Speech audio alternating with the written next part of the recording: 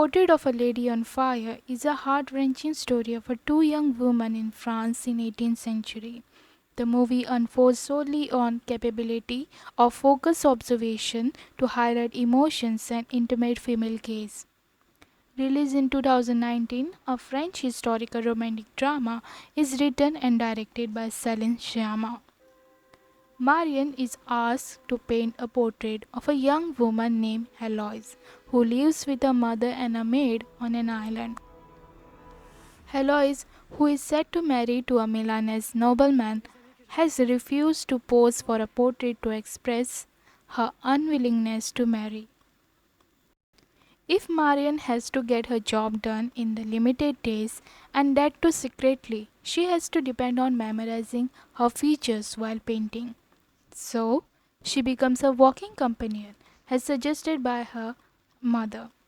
There's also a subplot involving a maid named Sophia, which portrays strong discussion on woman's choice. With just couple of scenes and without being over dramatic about the topic, it speaks a lot about women's freedom among their kind without being judged or feeling guilty about their choice. Together, all these women on island, they have a happy, secure space where they can be themselves and help each other, which is honestly a rare thing in today's time. It's a blooming romantic tale of a forbidden love. Exploring the idea of falling in love is like inventing something unique together that will be with them forever, irrespective where they end up at. You will just fall in love with the location, this beautiful island, and sound of loud crashing waves participates in the inner tension of Heloise to act upon what she truly desires. The portrait of a lady on fire is delightful, compassionate story of true love, incredibly deep with persistent shots which allows viewers to fully engage themselves in settings. Before we analyze movie in depth, I should alert you guys for spoilers further in the video.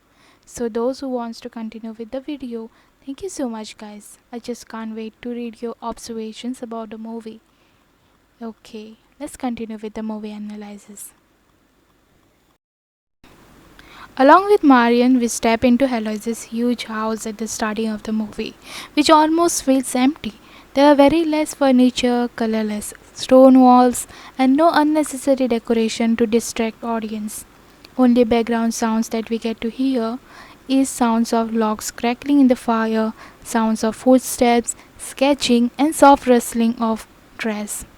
When characters interact with each other, they talk very little with long silence, which beautifully fits all together without being awkward. The movie continuously turns into complex as it strives to express itself, which is refreshing and bursting out with emotion about doom, love, and their sacrifice. Its visually gorgeous cinematic experience prepares you to strongly invest in characters. To me, at the end of the movie, I was in tears, about almost screaming in sadness, desiring them to be together and fancying them carving a way out to be with each other. When I sat to write about what I honestly felt about Marian and Eloise's love story, few of other movies did pop in my mind. The first movie I recall was Call Me By Your Name. I did similarly felt sad as I did for this movie. Elio and Oliver's first kiss, sweet jealousy, and realizing that they won't be together was heartbreaking. The other movie that came to my mind was The Handmaiden, the thriller movie that wraps your mind with heightened surprise piece by piece as the plot develops. But I was delighted by the way ending turned out to be. And of course, how can we forget about Elsa and Marcella's love story? The kind of risk they bravely took to be with each other really moved me. Well, all love story doesn't have to have a happy ending like Elsa and Marcella's. What matters in such forbidden love stories most is how much they admire each other even if they know that they can't be together. And so is the Marian and Heloise's love story. When they realize that they will be separated soon, they happily agree on not regretting anything And so those few days that they spend together remain significant part of their life for forever. These two people are not only attracted to each other, there is also a mutual respect to be heard and to be fairly treated. As I said earlier, there are very short dialogues with long silence, and I loved it what it did to the film. It felt like a real world, like I was watching Marion painting Heloise every single day. The silence that we talk about make characters lingering emotions squeeze out with just gestures which slowly but surely sink in the spectator's heart. There is no score in the movie, however, there is mention of Vivaldi's Summer, especially the presto section, which is important in the story. When Marian describes Heloise, what it's like to listen to orchestra, almost teasing the later coming storm of feelings between the characters in the movie. It becomes the song by which they will remember this moment together. We again get to hear this song at the ending. Heloise weeps while listening to this song, concluding that the love for Marian has not changed. It's also the only time when we are able to know what Heloise is thinking about, and this time from Marian's viewpoint, and we are stuck on watching her cry for quite time. And second is when they are with a group of women gathered for festival, which is the turning point of the movie. The song sang by this group was written specially for the film by director Shyama herself with the melody by electronic producer Parwan. The song starts by clapping as they repeat the lyrics over and over again, which meant they come fly, meaning the higher we soar, the smaller we appear to those who cannot fly. This bonfire also brings the character close to each other. Heloise's mother is not present with them, so there is no barrier between them. For the very first time, we see them together not as a painter and a subject, but two young women about to finally express themselves. Marian gazes Heloise near bonfire. She looked like on flames ignited with feelings for her.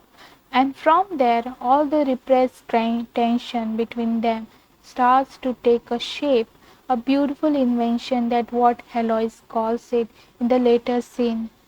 Also, when dress slightly burns with fire, another woman rushed towards her, putting off the flame, and Heloise falls on the ground. This all symbolized the society surrounded by her with expectation and Heloise's position in it.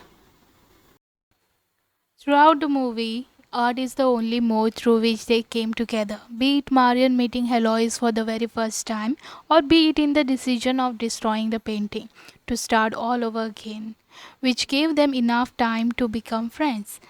At the ending, we see Marion watches Heloise after a very long time, not in person but her painting. Through that portrait, we an audience get a sneak peek of what Heloise's present is like. She has a daughter near her, but she is also holding a diary on which Marion drew herself, on request of her to remember the intimate moments that happened between them.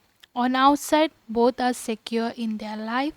Marian has become a well-known artist and Heloise have a family like her mother wanted to, but inside they have always longed for each other.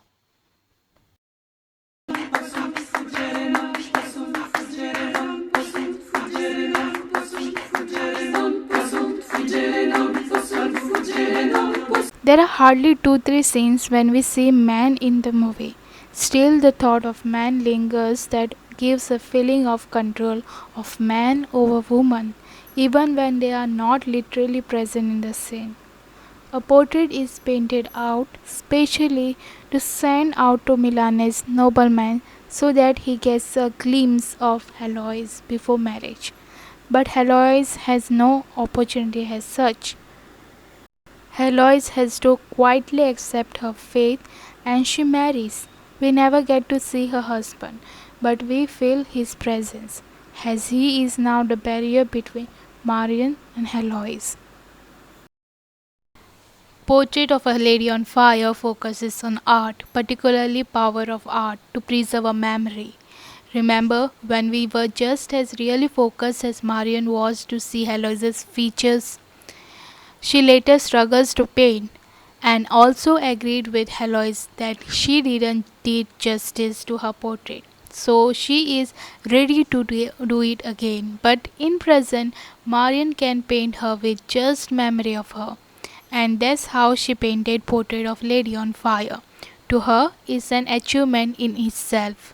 And at the ending, when the audience are waiting for miracles so they could come face to face and be with each other finally, but instead we see only Heloise through Marion's eyes, and Weaver is focused on her, wanting her to turn her face towards us and see Marion. But she is so into the song, remembering her love.